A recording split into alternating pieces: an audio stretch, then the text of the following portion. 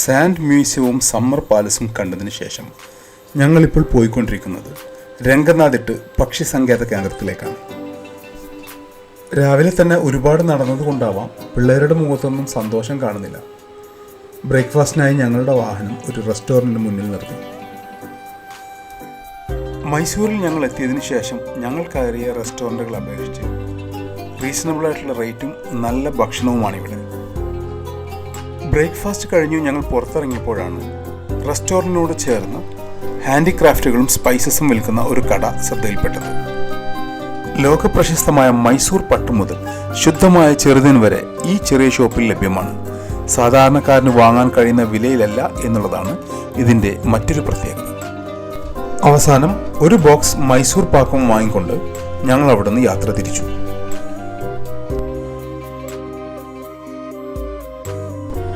കാലം ഒരുപാട് മാറിയിരിക്കുന്നു. മുതിർന്നവർ മാത്രമല്ല, കുട്ടികളും മധുരക്കേസ് എടുക്കാൻ താല്പര്യപ്പെടുന്നില്ല.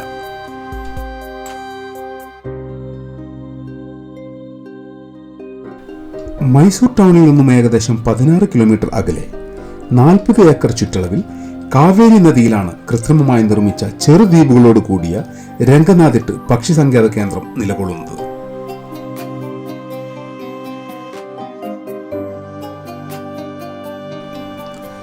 ഇവിടുത്തെ എൻട്രി ഫീസ് മുതിർന്നവർക്ക് 75 രൂപയും കുട്ടികൾക്ക് 25 രൂപയുമാണ്. ആളുകളൊക്കെ വന്നു തുടങ്ങുന്നതേയുള്ളൂ.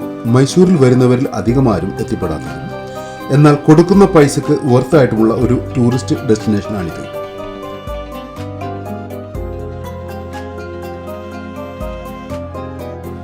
ദ്വീപ് പോലെ നിർമ്മിച്ച ഒരു തടാകം, അതിൽ മുതലകൾ, 170-ൽ ഇനത്തിൽപ്പെട്ട ദേശാടന പക്ഷികൾ, ആ തടാകത്തിലൂടെ ഒരു അടിപൊളി ബോട്ട് സഫാരി. കുട്ടികൾക്കും മുതിർന്നവർക്കും ഒരുപോലെ എൻജോയ് ചെയ്യാൻ പറ്റുന്ന ഒരു സ്ഥലമാണിത്. ഞങ്ങൾക്ക് പോകാനുള്ള ബോട്ട് ഇവിടെ റെഡിയായിട്ടുണ്ട്. ലൈഫ് ജാക്കറ്റൊക്കെ ധരിച്ച് ഞങ്ങൾ ബോട്ടിനരികിലേക്ക് നീങ്ങിക്കൊണ്ടിരിക്കുകയാണ്.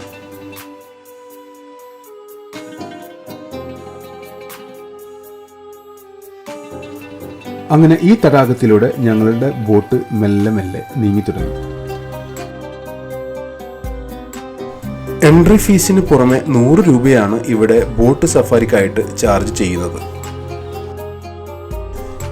ഇവിടെ വസിക്കുന്ന പക്ഷികൾക്കോ ജീവജാലങ്ങൾക്കോ ഒരു തരത്തിലുമുള്ള അരോചകവും സൃഷ്ടിക്കാത്ത വിധം കൈകൊണ്ട് തുഴഞ്ഞു പോകാൻ കഴിയുന്ന രീതിയിലുള്ള ബോട്ടുകളാണ് ഇവിടെ സഫാരിക്കായിട്ട് ഉപയോഗിക്കുന്നത്.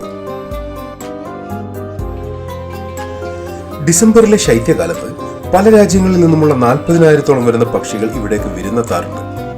സൈബീരിയ, വടക്കൻ അമേരിക്ക, കസാഖിസ്ഥാൻ, ഇന്ത്യയുടെ ചില ഭാഗങ്ങൾ എന്നിവിടങ്ങളിൽ നിന്നുമാണിത്. ഇപ്പോൾ സീസൺ ടൈം അല്ലാത്തതിനാൽ പക്ഷികളുടെ എണ്ണത്തിൽ ഗണ്യമായ കുറവുണ്ട്. Painted stork, kingfisher, cormorant, darter, river tern, egret, Indian roller, ibis, spoonbills, ruddy, shelduck, bar headed goose, northern pintail, Eurasian teal തുടങ്ങി 170-ൽ പരം വ്യത്യസ്തങ്ങളായ പക്ഷികൾ ഇവിടുത്തെ വിരുന്നുകാരാണ്.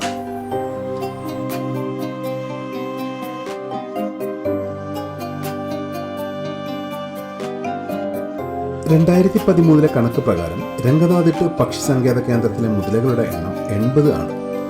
എന്നാൽ 2025-ലെ കണക്ക് പ്രകാരം 175 മുതൽ 200 വരെയാണ്. മാർഷ് ഇനത്തിൽപ്പെടുന്ന മുതലകളാണ് ഇവിടെയുള്ളത്.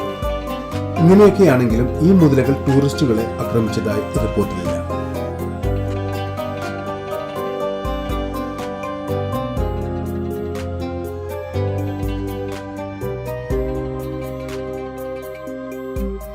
കുട്ടികളും മുതിർന്നവരും ഒരുപോലെ എൻജോയ് ചെയ്ത 20 മിനിറ്റോളം നീണ്ടുനിന്ന ഈ ബോട്ട് യാത്ര ഇവിടെ അവസാനിക്കുകയാണ്.